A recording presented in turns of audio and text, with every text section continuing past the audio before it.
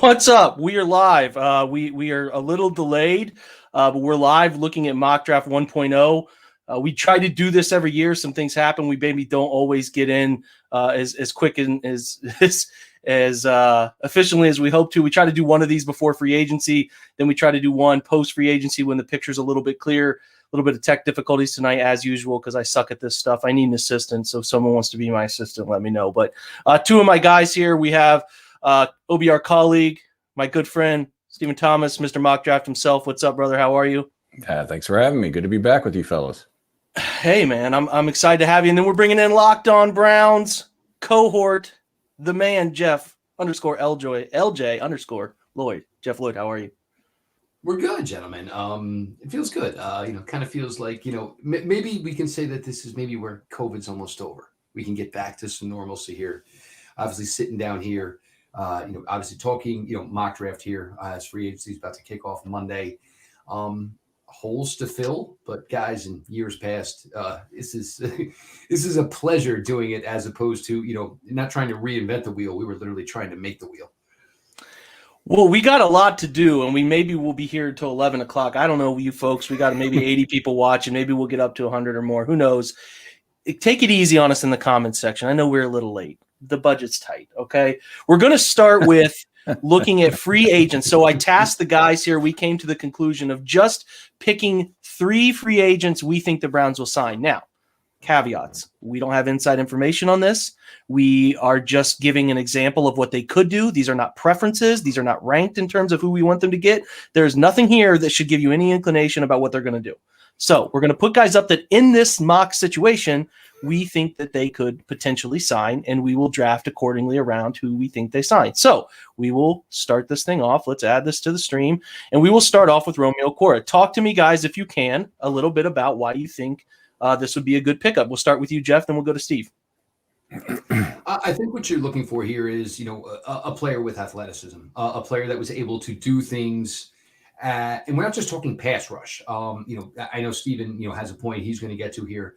But talking with Brent Sobolewski today, he was one of the highest productive players. And we're not talking just sacks as far as, making plays from a defensive end position. Moving on from Olivier Vernon is difficult. The injury certainly doesn't help. But you want to have that technically sound player as well as a pass rusher here. Miles continues to improve, in every aspect of the game, but nobody would care. You're gonna be a guy who gets 14, 15 sacks a year. Nobody's gonna nitpick over the run support. Are you making sure that the running back is cutting inside of you as opposed to outside of you? A player like Okwara, you bring him in here, And I think you really just got to like the story. You're talking about a guy 26 years old, former undrafted free agent, never made a dime essentially playing this game, and now about to cash in pretty well, and comes to a place like Cleveland to do it, where all of a sudden now it's kind of like the trendy new hotspot. Yeah, and I think, as you know, Jeff, you and I have said, and Jake, you and I have said over the past 3 years, whenever you're talking about bringing in a free agent edge to Cleveland, the huge advantages you have is that 95. You're not looking for the man. You know, he doesn't have to come in and be the guy. We already have the guy. We have the guy of all guys in 95 across from him. So we're just bringing in somebody that has to be the other guy. You know, and he's going to get a lot of one-on-ones. He's going to get. You know, if there's a weak tackle on the other team that they're playing this week, that's who he's going to get, because, you know, their best guys are going to be on the other side with Myles Garrett. And I think Okwara has everything that Jeff just said: the athleticism, the moves, the discipline, the smarts, all of that stuff. The questions that this front office has to answer, there's two of them in my mind. One, this was his only big year of production. So was it a one-year fluke, or has the light turned on, or, you know, whatever phrase you want to use? And the only thing that I see that's concerning is he did have 12 missed tackles this past year, which was by far his most. Now, grading what is a missed tackle and what is a guy that he got his hand on that he probably shouldn't have, just getting there was an accomplishment, is a subjective thing. But it's something that they're going to have to look into. But he's also, according to everything we've seen, going to be one of the most cost effective of the top group of edges. And that is something to think about, especially if you're going to look at other positions as aggressively as I know we all three think they're going to do. Yeah, so you talked about the spike. He really started getting snaps 2018 into 2019, started to see an uptick, had the most total snaps of his career last year. So 39 total pressures, 18, 34, and 19, and then all the way up to 61 this past year, 10 sacks. He did have 8 sacks in 2018, so he has been around the quarterback. The hurries are what really increased. He jumped from 24, 25 up to 42. You like to see that. He did have the 12 missed tackles, but he did have a career-high run stop number at 25, which those are plays that are negative or cause a zero gain or negative on a play. So those are all according to Pro Football Focus. I should cite that source. So, yeah, I mean, his highest grade of the pass rush this past year, 84.5. Highest overall grade. Didn't play the run effectively, as they noted here, at 45, but the 28 tackle score probably plays into that. As far as the number 2 guy who can be cost effective, I'm sure they'll go after Trey Hendrickson. We talked about it in our group chat. They will probably have some conversations with Yannick Ngakoue. I think we have noted that at the OBR. Some conversations could happen there. So we will see what it shakes out to. If we're looking at an analytics-driven front office, looking for a bargain there to also spread out to be our next guy, I think it's very possible for Okwara. So we're going to get to our next guy now, which is John Johnson III. The safety market tightened up when Marcus Williams, surprisingly, the Saints are printing cash. They decided to be able to keep him around. Justin Simmons was tagged as well. So things have tightened up. There are some good names out there, and we think they're going to go heavy after John Johnson. I did hear a note that Brendan Leister made a great point on the Nothing But the Dogs podcast. Love those guys. John and Mike do a great job over there. That John Johnson was actually the green dot for them. He was the communicator. He was the play caller, which is very rare for safeties to do. So that's a big deal. That's a great part of what he can do for a defense on top of quality play. Steve, you leave this one off, then we'll go to Jeff. Yeah, I think, I mean, it's not a secret. I've been annoying the crap out of my timeline with his name for a few months now. But he can do whatever it is you want him to do. And yeah, New Orleans, apparently money doesn't exist down there, much like responsibility and sobriety. I have no idea. Apparently they've got some offshore account down there that they're paying people out of. But Johnson, I mean, we're all thinking that Grant Delpit comes back healthy. Everything that we've seen indicates that he's on schedule, and you know, he looks great in the videos that he's been posting and everything, but we're not sure yet. So Johnson does 2 things. One, he gives you some security in case there are some kind of medical issues with Grant Delpit's return. And 2, if Delpit comes back completely healthy, now you got Delpit, John Johnson, and Ronnie Harrison back there. That's a devastating triumvirate at the safety position, and it gives Joe Woods all kinds of options. I would be over the moon if they landed this guy. My biggest issue here, and this was maybe with Marcus Williams, is the number 43. But other than that, you're going to talk about the fact that and Brandon Leister, obviously, Brandon is always a fantastic resource. That he wore the green dot. This is what this defense is supposed to be trending towards for the Browns. They don't necessarily have a linebacker on this roster who's going to be on the field every single snap. Right. So who would wear the green dot? You're going to talk about Graham Talbot, second-year player. Ronnie Harrison, a little bit of a younger player as well. But with a player, of Johnson's ilk coming in here. And the thing I like with Johnson is, and this is what you think you like about Graham Talbot, we'll see. What you kind of like with Ronnie Harrison at this point is it's the interchanging. It's the, oh my God, look, he made a play around the line of scrimmage. Oh my God, there he is on a tight end 15 to 20 yards down the field. Oh my God, there he was, the second cover man over on a wide receiver running a 9 route. Every one of these guys, you want them to be interchangeable. And that's vital so you don't get to a situation where they ended up in last year where we're not only bringing up Robert Jackson from the practice squad, he's starting because we don't have anybody else that we're confident enough to put outside. You want guys with versatility. You want guys who have similar skill sets, but also the fact that, I can do what you do. You can do what I do. So when you run into those hiccups where somebody misses a week, misses 2 weeks, it's not that major of a drop-off. But a player like this, and the Saints who worked so hard to save $15 million just to basically give it to Marcus Williams, and I'm assuming the computers, the calculators, and even the nerds out there are just fried, blowing smoke out of their ears at this point. This, for me, Marcus Williams was essentially the number one target. But this is, you're talking 1A, 1B. And if you can get him in here, and he's going to have to separate from that herd in the Rams just because of the way, money has obviously gone on with them. Hey, he's willing. He wants to come here. He wants to now play more of a veteran role where he's going to groom 2 other players and, work with Denzel Ward as far as, manning a great secondary here for the Cleveland Browns and finally giving Joe Woods what he truly, truly needs after he sat here for a year and watched the offense get everything. This is just an absolute slam dunk. He wants to come. They want him. Let everybody else argue about the offensive line, which they're going to do because there's a million of them in free agency. We'll be busy, chasing down edges and safeties. Yeah, so it's an ideal fit, man. A guy who has had 2 fantastic years when he's played full seasons. Even his rookie year was very solid. The lowest coverage grade he's had is an 86.4 when he's played over 1,000 snaps. So if you eliminate 2019 when he dealt with some injury issues, it's as good as you could get. I think he will be a hot commodity. Hopefully the Browns are one of those teams really, really in pursuit. And he would be a great fit. Let's talk about our last guy. Got to improve the nickel. You never really want to eliminate the word always there. You never want to force a nickel to play as a rookie. They can sometimes, but it'd be nice to find a bargain player. That's Cam Sutton. Let's be quick here, guys. Got to get into the draft 15 minutes in.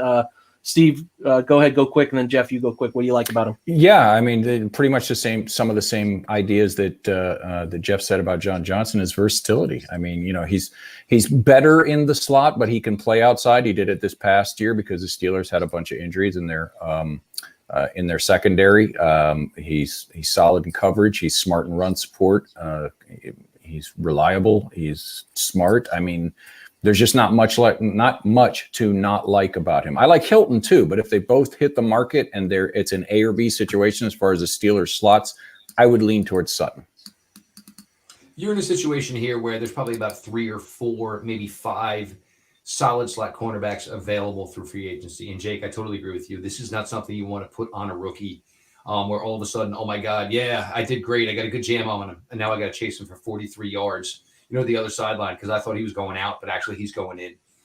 So with a player, whether it's Hilton, whether it's Cam Sutton, this is of the utmost importance. Some other names, Brian Poole, Mackenzie Alexander, but this is something you don't want to mess around with.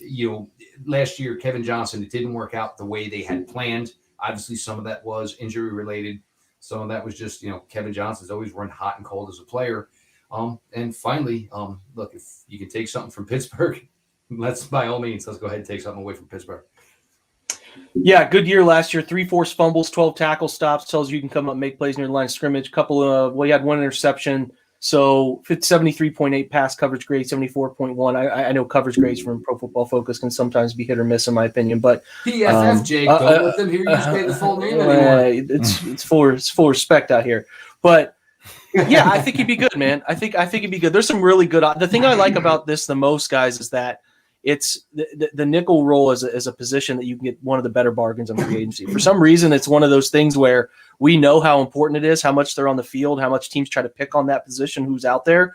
and the value of the money hasn't lined up. So I think it'll continue to creep up, but it'd be nice for the Browns to take advantage of this little bubble here when they can. So let's move to the actual. Yeah. Spend a first round pick on a third corner, but they won't actually sign a nickel corner to $7-8 million. That's actually a great point you brought up. Let's see if we can get this to share. Maybe. He wasn't kidding, folks. All right, if we here can we get somebody go. in here directly. Hey, there it is. Shout out to the folks. I heard Jeff just pop something. That sounds like I needed to. I'm a little behind. Had to put the sun down late. So, and Steve has some wine, I'm pretty sure. So I'm the only one riding dry as far as the beverages go. So empathy from everyone if we can. I'm going to be more of the moderator. I'm going to give tiebreaker scenarios. These guys are going to talk. I'm going to chime in when I can. We're going to use the Fine Folks machine at the Draft Network. The OGs of this thing's the first one to put it out. We do more of these. We will do Pro Football Network as well, and we will also get to Pro Football Focus's simulator as well. But I wanted to start here because what I like about it is it gives you an opportunity to receive trade offers to move up. Not that they're going to always move up, but they could receive offers to move up. So we would like to do that. Let's try. Hang on, I'm going to respond to one comment right here. Going to get a little thing at the bottom with our picks. Our man Ian is in here. Ian McBride, Barry's son. Shout out to Ian. We are going to launch this thing, and we will see if any opportunities arrive up until our pick at pick 26, and then we'll see if there are any opportunities to move back. So let's start the draft. And we should note for those watching that for the Jets. The purposes of tonight, this is the board. So even if we like a guy, 100 spots better than they have him ranked, that doesn't matter. This, for all intents and purposes, is Andrew Berry's board for our purposes here tonight. Yeah. This is not indicative of how we feel about a player necessarily. Absolutely. Great point. Trevor Lawrence, Jamar Chase surprisingly goes second. Zach Wilson goes fourth. We have Justin Fields going to the Eagles to create more controversy. It's fun. Sick guys here at Draft Network. Trey Lance off the board. Kyle Pitts off the board. The first corner of interest. We never thought he would get to 26, but Surtain is off the board. Let's keep rolling. Nobody's called us yet with an offer. I'm going to guess the Vikings. There's the phones ringing in my ear. The Vikings at pick 14 every now.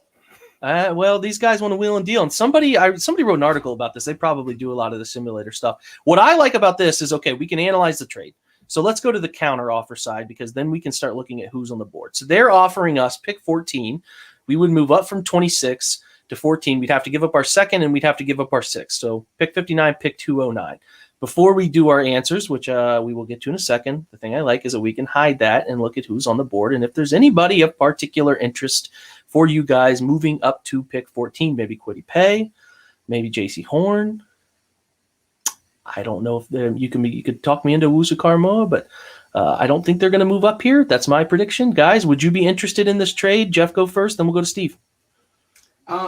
No, as weird as it is, I've come resolved to the fact that you're now a good franchise. You're going to draft at 26, and I believe any movement from 26, and like we said, we're probably not going to do anything here this evening.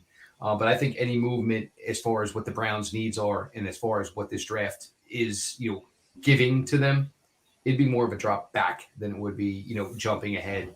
It just doesn't seem to fit any analytic lens anyway whatsoever. Yeah, I agree. Unless there's some wild free agency and trade season where they, pick up way more starter level people than we thought, and they think they're just one guy away or something like that. But I don't see that happening either. I would be exceptionally surprised if they moved up this far. I'd be surprised if they moved up at all, to be honest. All right, we're going to keep going. We will resume the draft, and we get another. Oh, we're going to have to reject that first. Okay, gotcha, Minnesota. Get out. Stop calling us. The Patriots at pick 15. I would imagine we are not inclined to move up one pick later. We will decline that one as well. But total Belichick fashion, though. Najee Harris is not going to go 16th. I'm just going to say that out loud. So there's a first two players of interest. Owusu Karamoah there, and then JC Horn are both off the board. Kwity Paye goes 22nd. So looks like the Jags are offering us to move up one pick. Now, let's just see here who they're only making us move up, give up a seventh to move up. Is there somebody we want to make sure we get on this board right here? Now we're kind of open to a lot of our conversation about who they could pick at pick 26 before trade down opportunities because, we have Rousseau is there, Ojulari is there. Ojulari's there. Terrence Marshall, if they went wide receiver round 1. Christian Barmore is extremely interesting. He could be someone comes up and takes. I mean, Rashad Bateman's a fantastic prospect. Jalen Phillips, if he's sans the concussions. Talk to me, guys. What do you think? Jeff, go. For what's here, and for what Jacksonville, I mean, if you wanted to, it's fine, but I don't see anything here that's going to say move up. For one spot here, and yes, you're maybe in competition with Jacksonville for some of these same players, but I'm more than okay with just sticking. Basically, it's got to be somebody you need to take right here. I mean, you're not giving up much. You're giving up pick 255. So if you really I got to go get Barmore, then that would be the thing, or something of that sort. Right. Are you good, Steve? Yeah, I'm good. I mean, there's nobody there that I think if they're gone, there isn't somebody that, personally, I don't have graded pretty similarly. I mean, okay. So yeah, I wouldn't entertain this. Okay. We're going to resume it. Phone's going to ring again while we decline the actual offer. And then now we're going to get offers for our actual pick. So what we would get, let's look at the offers first. So keep these offers in mind. We would move back to 35 and pick up pick 108. So we're dropping down not far, beginning of the second round. You could get pick 42, also pick 76, which breaks up that 59 to pick 8. What is it, 59? Then we go 89, 91. 89. So that's a nice little entryway there. You're going to pick 42, though, a little bigger slide. Which of these two are you more interested in just even looking at? Not accepting, just looking at. The Giants. Okay. Agreed. Okay, then we'll look at the Giants. Fine by me.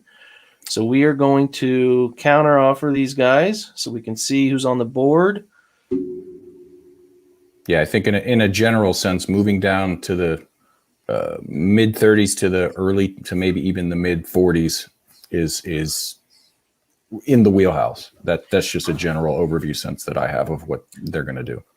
Okay, so we would move down all the way over here to pick 42. So do your math there. It's a slide down. There are guys here is there anyone here you want to take? Pick 26. Is there anyone here that you guys would pound the table for? There are guys here I like. I like a good bit. I like Rousseau. I like Ojulari. I like Bateman. I know we're doing this without the total benefit of free agency, but I'm interested to see if there's anybody you feel strong enough to take here. I'd be totally happy with 3 or 4 names that are sitting there right now if they didn't get an offer that they like. But I also think the difference between some of these, unless you have somebody ranked extremely high, the back half of the first round here, I don't think the difference in what we're going to get as far as overall value between 42 and getting that extra 3 is huge, is that much less than any of these guys. That's just my opinion. I would probably take the Giants deal rather than pick here, but if they picked a Rousseau or an Ojulari or somebody like that, I'd be totally happy with that too. Okay, so your preference is to trade back. That would be my preference. I would take the Giants pick right now. Okay, Jeff? Well, I mean, if we're figuring that we've already put, edge to bed, this, you want to be able to open up the opportunities. And with the Giants pick, not only does it open up the opportunities, it creates, you go from 4 in the top 100 to 5 in the top 100.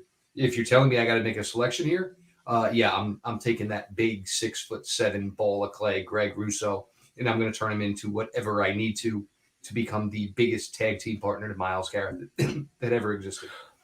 Okay, well, but what's everyone's final deal here? Are we wanting trading, or are we wanting to take a player? I need to know. We're making the decisions here, so we're making it. It's Steve, we just talked ourselves into this, didn't we? It sounds like you guys want to trade back. In reality, if they traded, I would hope to get something future, get a 3 or something next year as well. But if you're going to give me an extra, like Jeff said, an extra top 100 pick this year for a drop that far, I'm totally okay with that. Yeah, me personally, depending on how free agency goes, I'm not giving any indication of anything at all. If Rashad Bateman's there, it's really hard to pass on him. He's a hell of a player, man. He's a hell of a player. I think he's going to be a great wide receiver at the NFL level. I would be really interested in that. But again, as far as where they're needing things right now, and what we know about what we did with free agency, it probably doesn't make sense. So we will take that Giants trade. So we're getting 42, 76 and only giving up 26. So, okay, you guys called us first. There we go. So, right. Yeah, and I mean, to Jeff's point, if in this exact scenario, you'd be bringing Rousseau in where he wouldn't have to be the guy right away. He could learn for a year or two, which is what he's going to need. So it would be the perfect situation to pick a guy like that if they didn't Rousseau get an offer goes that 36. they liked or whatever. So, Okay, so now we have even more move down opportunities. If we want to get real crazy. 2, 4, 7 for this pick. You'd move down 11 spots. You pick up a 4th. You could go 2, 4, 6. I don't like either of those. You guys okay with staying where we're at?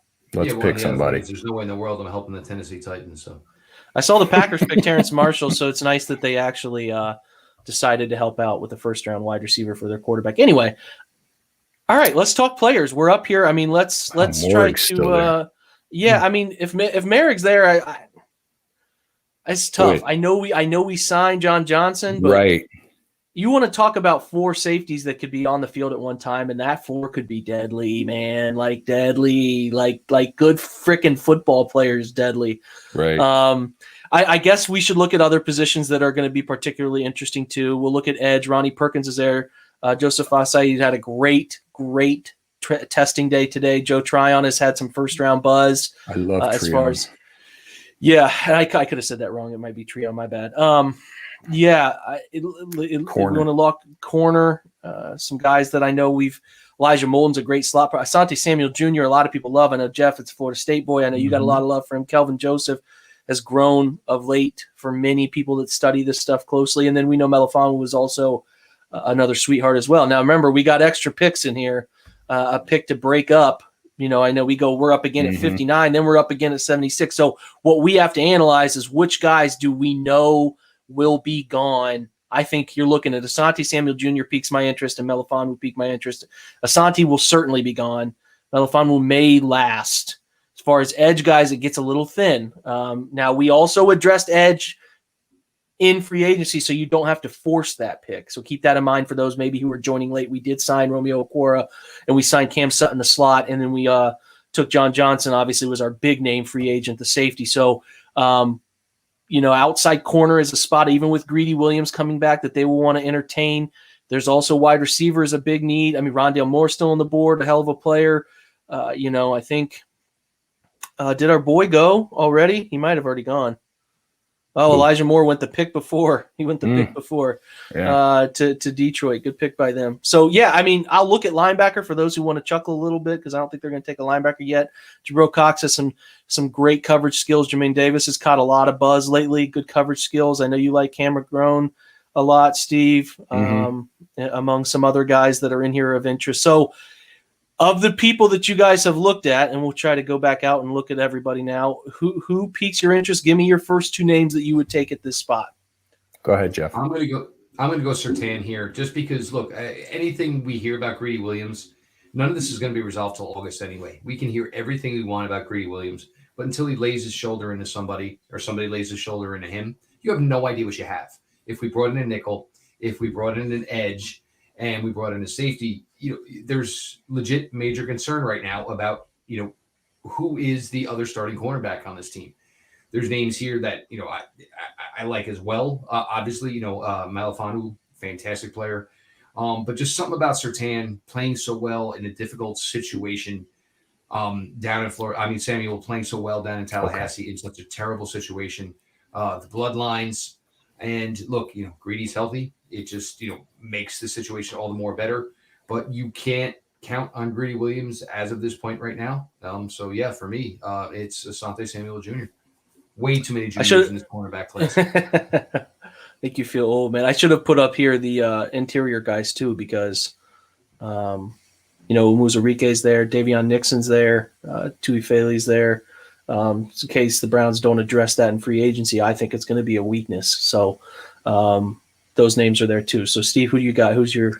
Go back to the corners. Go back to the corners. I'm tending just because of what we've already addressed and what you said. There's so many holes in that defensive backfield behind Denzel Ward at this point. Yeah, I would say, and this is where the simulator, you can kind of cheat it a little bit because we know we're coming up again at 59. I would say, yeah, either Samuel or Molden, whichever of those two guys, and then hope that Melifonwu hangs around 17 picks and grab him at 59. That would be, in my head, what I'm trying to accomplish here at this point.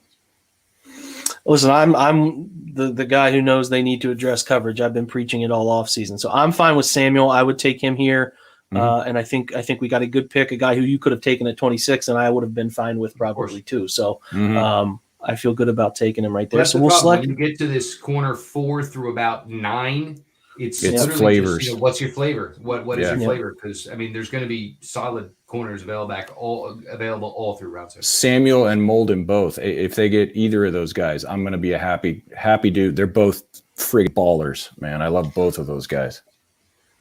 So okay, now we're up again. Not up again. The Patriots called and they want to move back. All we got to give them is a 4 next year to move up to go get whoever you guys want. Is there anybody you want to? I mean, we can counter offer it and then pull back up the list here. Is there somebody you want to make sure we get before we hit all the way to pick 59? I mean, it's not a bad offer. You're only giving up a 4 next year, moving up a good number of picks. Or do you want to sit and play and see what happens when we get up? Let's see who's all still sitting there. Can we see everybody? I mean, yeah, Merrick's still there. Perkins, Kelvin Joseph, Davion Nixon's still there. Jermaine Davis is still there. Well, I mean, Morrig is. If we hadn't signed John Johnson, I would do this in half a heartbeat to go up and get Morrig. I don't know if it's worth it at this point. Now I'm not sure. And the rest of those guys, they're solid players. I like them. I don't know if I would, unless they're really high on Davion Nixon. Up for it, right? Yeah. I don't know. Let's run it. I think I'd much rather sit, I think, at this point and just wait and see what's there at 59 or see if we get an offer at 53 or something like that. Yep. So a lot of the edge guys are disappearing here. Good grief, Morgan's still there. Yeah, if he's there at 59, I mean, you just got to take a good football player. I don't understand how that slide would happen. This is at the point where I would be screaming in my living room. Is he still there? I don't know. I'd have to counter offer this, which looks like someone wants us to move way down. I'm gonna decline that. He's still there. I mean, for the sake of this, we got to take him. He's too good to pass on, right? For the sake of the fact that you would take him at 26 is the same. Exactly. Yeah. And look, you have the extra pick, so you take him now at 59, and that's just right. Yeah. Yeah, I mean, I guess if he weren't there, I mean, like, there's some interesting – I mean, I love Javon Holland. I would be interested in Tufele there. I would be interested in – Melifonwu would still be – even your boy Elijah Molden is still around, who's got some great slot numbers. You want to talk about those guys. I mean, he's a nice inside corner presence. And listen, Dyami Brown is a nice wide receiver prospect too that would be of interest at that point too. But I listen, if this is the board and we get here – yes, we are only able to do what is, in front of us. We're going to have to take him at 59. I'm not even going to let you guys tell me otherwise. So I'm just going to. Yeah, feels like my wife has taken over this. Yes, that's right. We're not going to move up. I'm just going to decline this. Unless you guys are really interested, we'd go from 76 to 60. Is there somebody else you want to move up and get? We're giving up a 5th essentially to go up and get somebody. Yes or no? No, because I think with the first move, what you did is you were hedging your bet. I mean, especially with this draft being as crazy as it is, where do you want to be? You certainly want to be shopping in the upper half, not in the lower half, especially when the Browns have straight needs that everybody can see. Go take care of that within this top 100, and then day 3, a couple of developmental guys that may never take a snap in Cleveland because that's the situation we're in now. I'm with it. All right, we're going on to round 3 now. 3 picks. You know who I have my my eye on here, hoping that he's We got calls. We can move down to pick Panthers. 88, and we would pick up a 4th and a 5th. We could move down to pick 85, get an extra pick 100. That's not terrible. We do have to give up a 4th to do it, though. You guys okay on these? I'm good. I'm good. Okay. God, seeing Melifano would go 3 picks before, I'm thinking we should have taken that deal. That's the risk you take, man. Well, listen, let's well, we have addressed one corner. We got Cam Sutton. So I mean, listen, if you're going into the season with Cam Sutton, greedy, whatever he is, Denzel, and you drafted Asante Samuel Jr., and then your safety room now has Merrick, Delpit, John Johnson. I mean, that's coverage, man. Like that's real. So I'm a little bummed we didn't get him, but I'm just a little concerned that none of those guys are true outside. They're more. They live in the slot. We don't have another guy outside unless Greedy comes back completely healthy. That would be my only concern as to why I really, really wanted Melifonwu to sit here until this pick. But you're right. They have so many options now at this point of guys that can cover. They're just not necessarily. They don't have CB next to their name. They have S next to their name. That's the difference. Wow. I agree. There is some guys who interest me before I pass the mic on. Togiai is a fine prospect. One big year, breakout year. You got some things to evaluate there. I'd like to see his numbers come in. I'm also very, very intrigued by Dyami Brown right here. Mm-hmm. Like very, very intrigued by that guy. Peyton Turner is another fun name that I don't, I would be quite fine with a 3rd round selection there. If they decided to somehow go running back because they're eyeing the future, Gainwell is a fun prospect. But I'm not crazy about Surratt there. I don't love it. Pete Werner, I'm lukewarm on. He's fine, but I'm not going to stretch for him right there. If it were my choice, I'd go Dyami Brown, but that's not my choice. So I want to hear what you guys have to say.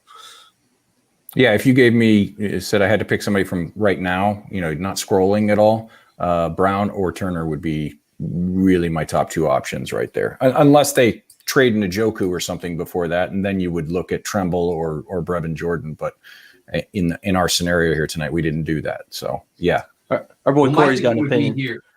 Oh, hello, Corey. How are you, sir? My thinking right here would be looking at defensive tackle. Look, this wide receiver class is loaded. And selecting again in 13 picks, and you have 2 of the next 3. I'd be looking interior right here, and of course, we didn't. Wait a second. Time out. What? We got to have a call with the Draft Network. What is our boy McNeil doing at 102? Because I feel like he's a 2nd round prospect, man. Like our earlier discussion where we weren't going to go too high on somebody that apparent to the rankings. Yeah, if we could amend, but what is it? 45, 50 picks off. You can get that player here. If I'm getting McNeil, if McNeil's there, I'm taking him. And this is the other thing about where the simulator doesn't, and it's impossible. This isn't a knock, but a simulator can't do real life. That one of Twyman and McNeil is going to be there when you get to that 90-92 or 89-91, whichever one it is.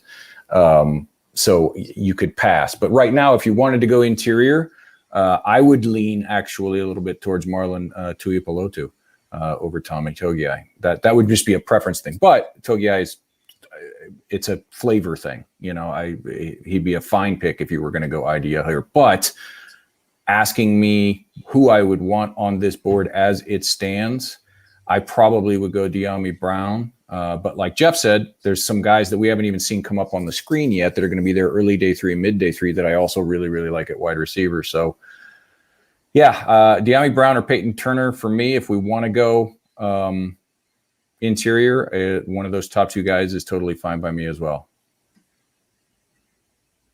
I got to share. Make the call, Mr. Thomas. I would, at this point, I'd probably go Dyami Brown. You guys got nothing to say about this comment? I'm seeing it. I didn't Welcome even see to the Browns podcasting world, Andy. What's up, Andy? Yeah, I'm fine with Dyami right here. I think they need to look at wide receiver with one eye on this year and the other eye looking this way for next year. And I think he's a talented player. Defensive tackle is going to have something here at 89 or 91, so I'm not too concerned about it. Right. Yeah. Okay. We're going to take Dyami right there. We're not going to listen to your trade offers. We're going to decline it. We're going to keep moving along.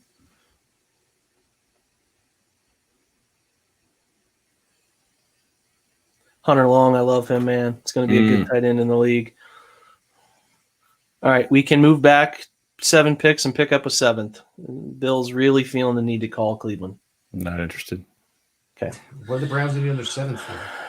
I don't know. Who knows? Whoever needs a 7th, really. Okay, so Peyton Turner is still there. Certainly, he is a guy who certainly should be up to have a conversation. If we had not selected Merrick wasn't there, then we would look at Nasruddin. Nasruddin here would be a name of interest. McGrone is a name of interest. Ardarius Washington is a fun, flexible secondary player, but if we look at our picks, we look at our picks, we have really covered the secondary very well early on. Joe Woods wants 3 safeties, not 11. Yeah, no kidding, man. My pick's McNeil, and I'm not going to back off of it. You guys can argue otherwise. I just think he's better than where he's at. They need, in my opinion, again, the status quo is the status quo. They're going to let Larry go. In my opinion, he's going to sign elsewhere. I don't like Jordan Elliott a ton. Somebody quoted him as getting 9.3 on the open market. Yeah, I didn't know Larry. I think definitely going. I think Larry got into the film room and I would lean Turner. Okay, I'm a McNeil. I certainly understand Turner as well.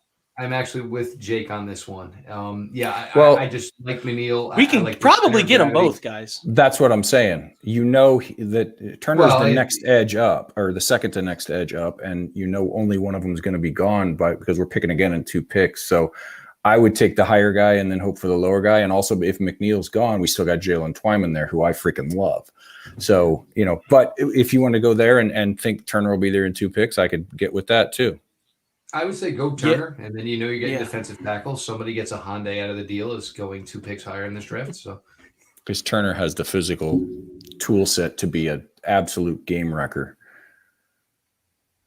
Let's see here. I'm not going to move us at all. I don't want to move because I would like to take. I mean, I know this is fantasy land, and we are a product of only what the system puts in front of us. But absolutely, him. I would take him. I would take Twyman. Either one of them right there. I'm sorry. I got a little trigger happy. No, we're good. Twyman would be good. We got another pick in like 9 picks. 89. We gave him his pick at 89. Mm-hmm. Look, this is our first 5 picks, though, guys. If this is the first 5 picks in some form or fashion of order, happy. I mean, I'm beyond happy. Williams. Yeah. I was looking at Trill too a little bit there. Trill Williams, I really like a lot. That's Syracuse secondary, man. Oh, crazy! How did they go 1-10 or whatever they were this year? It's got to score points or something, apparently. You got to fool these kids into coming there, and then all of a sudden the reason they become good is to get the hell out of Syracuse. Oh, wait, hold on, Trill's still there. I'd take him in a heartbeat. I don't even want to look at who else is there. Jeff, let me look at all. Somebody's got to be the voice of reason. I agree. Okay. Yeah, no. I'm more than okay with it. And 100%. Yeah, this is a really good draft. Guys, for those people watching, if you haven't watched Trill Williams left, I know we've been yapping about Ifeatu Melifonwu and Andre Sisco for months and months and months, but Williams is not a third wheel. Go look him up and look. The dude is a freak show, man. Well, and the other thing is he was the one that ended up getting tested a lot because it was like, all right, well, you have the All-American safety. You have this big menacing cornerback. We're going to go after this guy, and he's just kind of more like the like the lunchbox guy, gets dirty. Everybody else may pass the get off the bus test, but Trill Williams, he is definitely, certainly the guy who's just going to go in, get his nose dirty, just show up every day. And you know what? From an athletic standpoint, if you're on Feldman's freak list, man, I'm interested in learning more about you. I don't care what position. Could you imagine being the 3rd member of that secondary and being on Feldman's freak list? That's the craziest part about Trill Williams. It's crazy, man. Let's go show everybody our picks again. So far, we've addressed the secondary with 2 corners. We have addressed.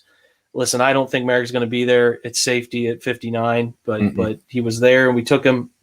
Dyami Brown's a nice wide receiver addition. Peyton Turner's got some inside-outside versatility. That guy's a lot of fun. And then again, a guy who I don't think is going to be there at pick 91, Mr. McNeil. We're only a product of who we can pick. So sorry, guys. If you're going to tell us who's not going to be there, well, they were there here, so whatever. Here's to you, no way in hell guy. Yeah, here's to you, no way in hell guy. So we have a ton of flexibility. Yeah, that's the thing about it. And whatever route now. Doing this every day, I get to this position on day 3 often, and I've tried from every different angle to find a route that I don't like, and it's almost impossible to do, because if they have any kind of a free agency, and then, you know, maybe not these specific guys, but they hit these positions in their first 5 picks with value and guys that we like, now you're looking at the rest of these picks. I mean, you can do virtually anything you want. I mean, you can go after, you know, small school guys that, you know, are, you think are gems, diamonds in the rough. You can go after guys coming back from injury. You can get, I mean, you can do whatever the hell you want now, because there's no needs left that you're shopping for. It's fantastic. Is there still an Anthony Schwartz available? I'm with it. Let's check. Yeah, who's the rest of the wide receivers? I wonder if Marset is still there too. Schwartz is there. Newsom's fun. Marlon Williams is fun. See, Amir Smith-Marset. I do not know why Amir Smith-Marset continues to languish so low on all these boards. I don't get it. I don't get it. He's dangerous. This is what I'm looking for with one of these. He's very dangerous. You know, everybody talks about Tyreek Hill. Look, you're not going to get a Tyreek Hill. What do you want? Something or someone that can give you some things that Tyreek Hill does, those touch passes, or just the threat of the fact if he comes across in motion or he circles behind the cornerback, everybody's got to now recommunicate, and now you can come to the simplest and stupidest of plays, tight end screens, just run a draw, the simplest of things. But these guys with these 4.3, 4.2 speed that are going to scare the bejesus out of everybody, getting that in here as you start to integrate to what will be the 2022 wide receiver room and beyond, the more athletes, the better. Yeah, I mean, you could go depth at corner here. You could grab a linebacker here. You could grab, you could do anything you want. There's so much flexibility at this point. I mean, Monty Rice is underrated, I think. He's not going to be a star, I don't think. My guy Garrett Wallow, way down on the board for some reason. Yep. Tony Fields has some fans. I know Pete likes Grant Stewart at Houston quite a bit, and I'm with that. There's all kinds of options at this point. It's a nice position to be in. I'm with it. I like Monty Rice, and I do like Garrett Wallow too. There you go. Corey Kitton, Anthony Schwartz training with Stephon Diggs. And yeah, if you want just someone who can absolutely flat out fly, Schwartz is that guy. I'm with it. There's a lot of players here. I would ask you to pound the table for the guy that you want at this point, because that's how we're going to make up ground. Like I said, there are guys I can scroll through here. I'll just kind of walk us through here real slowly for everybody. Yeah, go back to the top and then go slow because it's hard to see. Put your bifocal, like really get close to the screen, Steve. Oh, shut up, young person. I'm with you. Tell him, Steve. Get him. Oh, Jake. Ambry Thomas is interesting. Don't worry, Jake. You're going to get one of these soon. Oh, yeah. Oh, I'm there, dude. Ellerson Smith's a lot of fun too, man. If Ellerson Smith was within the age guidelines, that would be the guy here, I think. Sorry, Wop's got the best name in the first round or in the entire draft. The player too. Immature Bebe would be great, but he's outside the age range as well. Yeah, we're way outside the. Oh, shut up, Jack. And Jack wears big old bifocals in his picture. As far as guys that are on the first page here, when we go back, first page.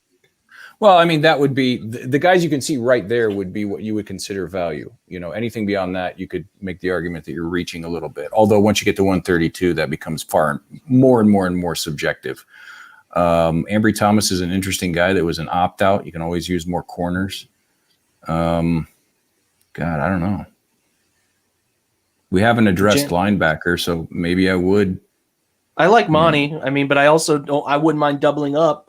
And you know, at the same time, taking Wallow later too. It doesn't bother me one bit. I mean, Cam Sample's got some Sample's people, nice too. which is what Corey just said, ironically.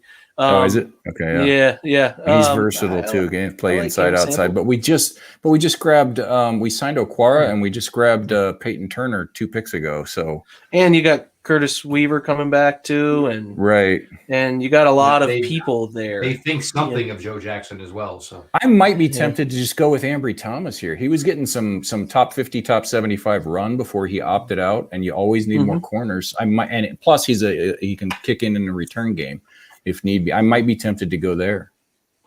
All right. What do you think, Jeff? Where are you at? Well, the wide receiver in me in world-class speed and could have been in the 2020 Olympics. Anthony Schwartz would be my guy here because I just think it answers a lot of questions. And you're not going to rely on him a ton in year one, but you're starting to hopefully gravitate 2022 to a wide receiver room that you think will be, more conducive to the style of offense that Kevin Stefanski runs. I can go with Anthony Schwartz here. That's fine. I don't feel strong enough about Sample or Thomas to pound the table. Steve will find 15 guys with our next pick anyway. So this is true. Yeah, we're starting to get into the fun part. Yeah. All right. Let's take Saturday. It's day 3. Who's watching today? And there's Steve. Oh, I'm throwing a party. I'm getting it catered. Me and 3 drunks. Yeah. Other drunks. Thank you, Sam. Hey, Sam. All right, we are up again significantly later, I think in the 170s, right? Or am I wrong on that? I think we got 150, don't we? I could be off. Or did we give that up No, we didn't give anything up in the trade, did we? No, we're pick 169. Nice. Nice. All right. Just so you guys know, every time I draft 2 wide receivers in my mocks, I get yelled at in the comments. So we've done that. So people are going to yell at us. I don't. Yeah. First of all, I really don't care. And then second of all, I do think that there's going to be losing Hodge. What are you going to do? Yeah. I get it. I'm just letting you know. Tyler Gillespie is an interesting, underrated dude if we didn't already have 9 safeties. I like Shakur Brown too.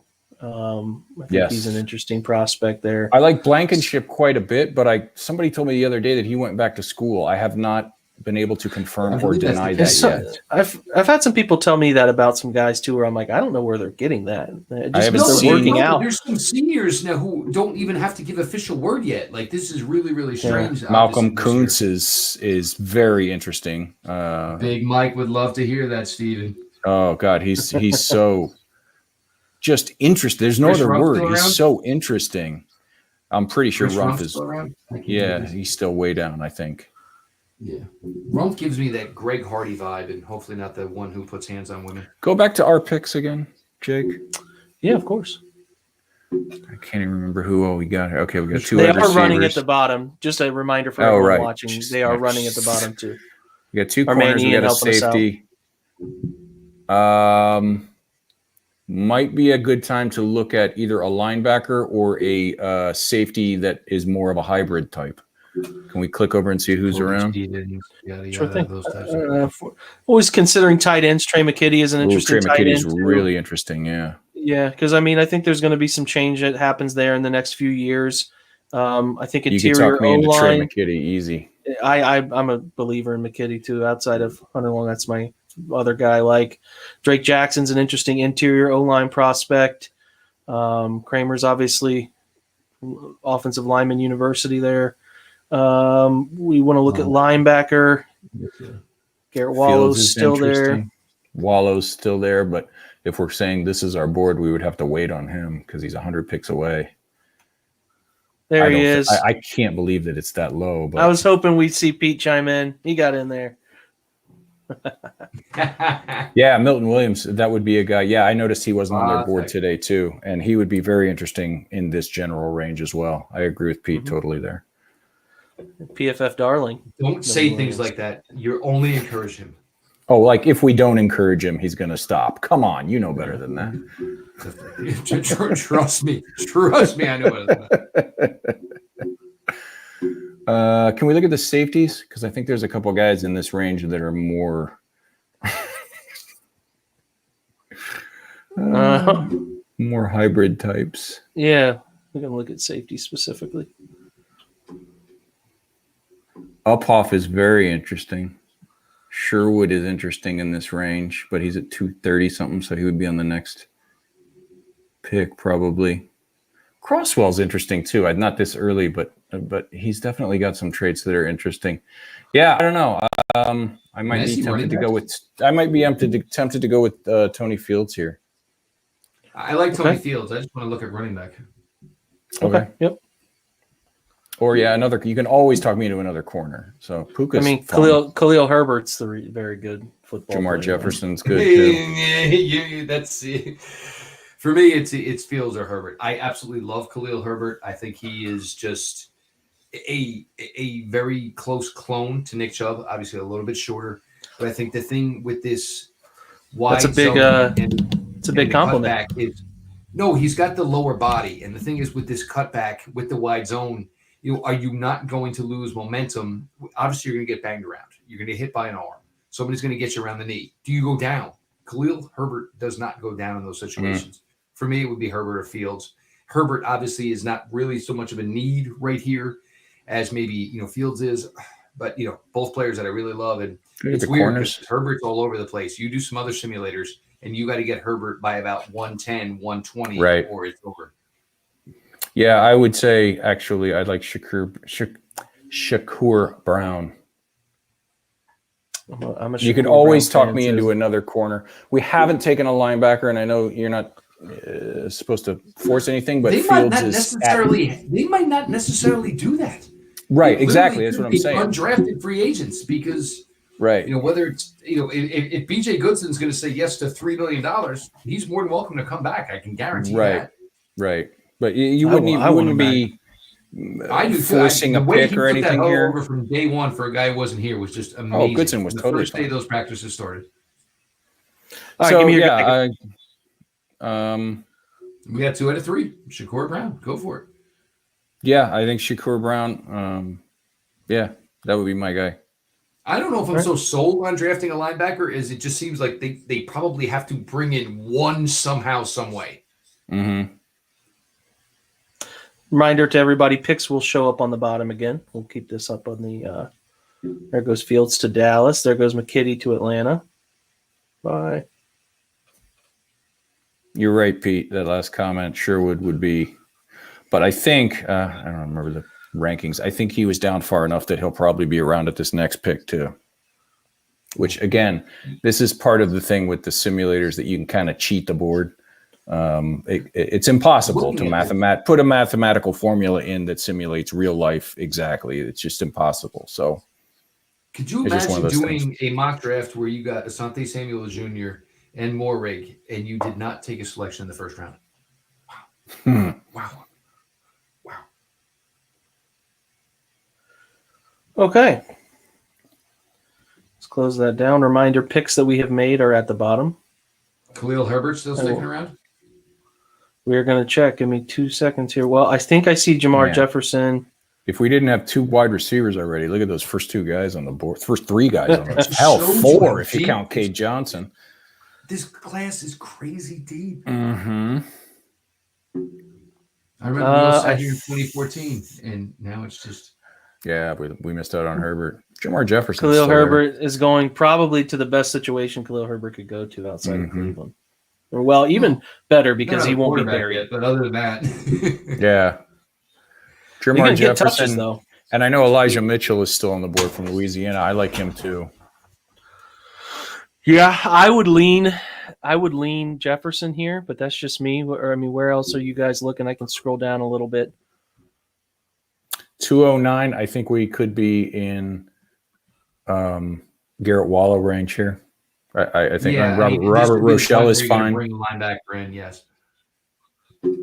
I mean, he's still 30, 40 slots away, but once you get past pick 200, in my mind, I kind of throw that out the window, really. You're just looking at Isaiah McCoy. God, are we going to take 3 wide receivers?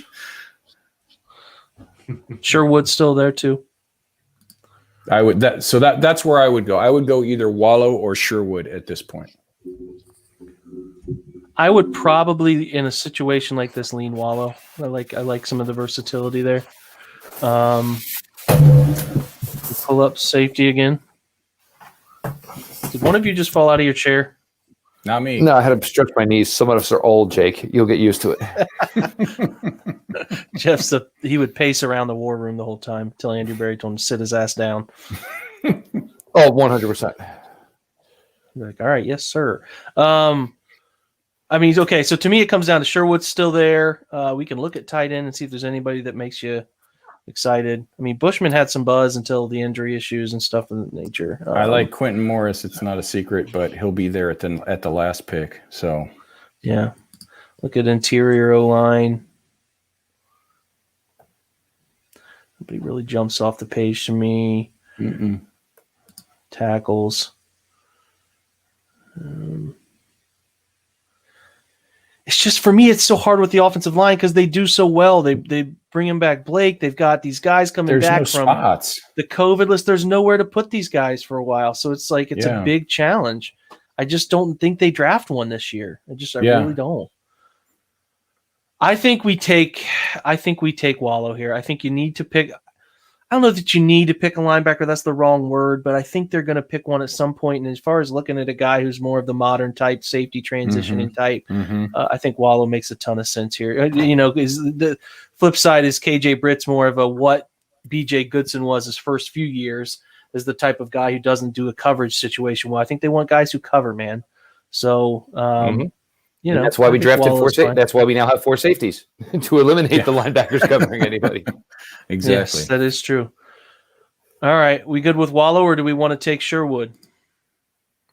I would lean Wallow, but I wouldn't hate Sherwood. Jeff? No, yeah, Waller. Absolutely. I mean, this is, and if anything, we're aggravating Pete here, so that works well too. I like it. Love you, buddy. We have how much does that weigh into an Andrew Berry front office, do you think? How much is this going to aggravate Pete? Is that a whole separate section on his board? Have you ever heard the story of when Pete actually talked to Andrew Berry? No. Oh, I got to hear that. Oh, that's a great story. So the Senior Bowl, right? Chris Farley, the Chris Farley Saturday Night Live where, hey, remember when you were in the movie? That was really cool. Ask Pete to tell you, Pete, if you're here, Pete, you know it's true. I've heard you tell it. You may laugh at me, but at 255, I would maybe look quarterback. I don't have a problem. And for me, it's I can't fathom paying Case Keenum this money for the event that we pray he never takes a snap. And I was against it when they signed him. So yeah. Yep. I think the Browns are now to the situation where if it's not 6, you're effed. So it doesn't matter. All right. Well, this thing, I thought it might have finished for a second. Everyone's really taking their time here on these last final selections. Well, Ian Book gets a lot of buzz, and I know that's a guy that Steve just didn't get enough of in the last few years at Notre Dame. So maybe we should take Ian Book just because it falls under the draft category of pisses Steve off that they have in the board there. That's all right. I got a whole bottle of wine. I'll get over it. That's right. We're drinking in a different room tonight. Okay, so quarterbacks that are left. I don't know. I don't love any of these dudes. I'd sign a guy off the street. I would sign an undrafted free agent. Yeah, no, we're good here. This is normally a spot where since Felipe Franks was still there, maybe if Felipe was still there. Wide receivers, I would look at another wide receiver here. If I hadn't already drafted 2, or a corner. Those are kind of my go-to positions at this spot in the draft. But who's the best overall player currently left? It's going to take a second here. Darden is still on the board. That's wild. Rochelle. Yeah, I think you do. You just take a flyer there. Yep. Sherwood's still there, though, too. See, in a normal situation, McCoy, if we hadn't already picked 2, McCoy would be the easy pick here. For me, anyway. But we've already taken 2, so. Well, I guess you could take Sherwood or you can take Rochelle. I would go Rochelle. Okay, Jeff? I'm okay with that. Okay. Again, he's on It's just weird, yeah, because I mean, so. This isn't one I use a ton. I don't use the draft, but it seems like they've been the best as far as updating. It seems everybody else is maybe, they're not updating their boards as much. I seem to be stuck in limbo here. Oh, we just came out of it. There we go. It did, and my computer is real mad at me, but it's finalizing. We actually made it through an hour-long mock draft. Let's check our user picks. We had a hell of a draft, I would be ecstatic if this was we had a hell of a draft. Let's see if we. Well, and the first thing I look at this is there is no round money. Look at obviously no fifth-year options, but there's no round money involved here. And you just look at, the players that are done here. My God, you've addressed not only have you addressed need, but you got it at tremendous value. I think all 5 of those first 5 picks first 6 really are at picks that we're not going to see those guys at, in my opinion. No doubt about it. I mean, I just looked at depth, the players, and, Joe Woods right now walks out of that war room and says, hand me a Monte Cristo, hand me a lighter.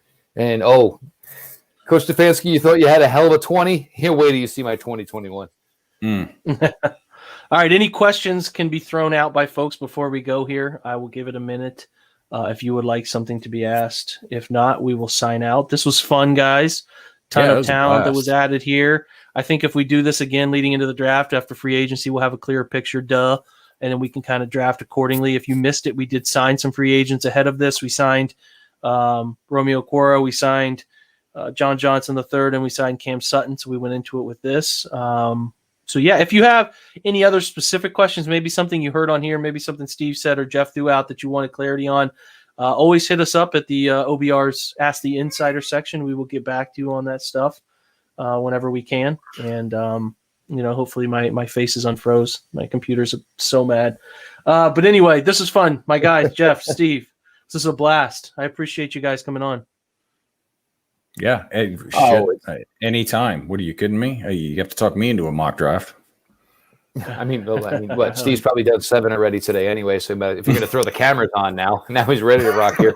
Only issue was the amount of time in the green room. And I know you got a little one, but the apple juice boxes and the animal crackers, Steve and I, we need a little better than this, dude. There's got to be. I don't even care what hard liquor it is. I mean, even if it's half unopened, whatever, that's fine. But the animal crackers. All right, let me write this down here on my notepad. I don't give a fuck what you say. Okay, we're good. No, because you're like, the room will be open at 8:10. We'll do this at 8:30, and then Steve and I, hey, is everything okay? But hey, we know putting little ones to bed. It just don't, especially after a nice day. It's the 8 o'clock shuffle, man. 8 o'clock shuffle. All right, fellas, we're signing off. Thanks, guys, for joining us. As usual, check us out at the OBR. We got great deals going right now. Annual subscribing for 60% off. We have first month for $1 option as well to give us a chance. It's a great time to get into the rumors that we have popping up. It's a great time to get into free agency where we have a lot of buzz, and then we do film rooms and cover them and a whole bunch of fun stuff. Make sure you're following all of these guys at Twitter, on Steven at BrownsDailyMock and Jeff at Jeff _LJ_Lloyd. Make sure you're following him and check out his podcast, Locked On Browns. You probably already are. It's a daily podcast. It's the best in the market on the daily side, man. He does fantastic work, him and Pete Smith. So make sure you're listening to that one, checking out the OBR Film Breakdown podcast too. And I think I've covered all the shout outs possible. Guys, again, thanks. Appreciate you, fellas. Yeah, appreciate you. And obviously, you guys, and look, we always talk about, when I talk about with you guys from the OBR, we know who's working. We know who's putting it in. Mad respect, fellas. You guys know that. All right, guys, we're signing out. As usual, go Browns.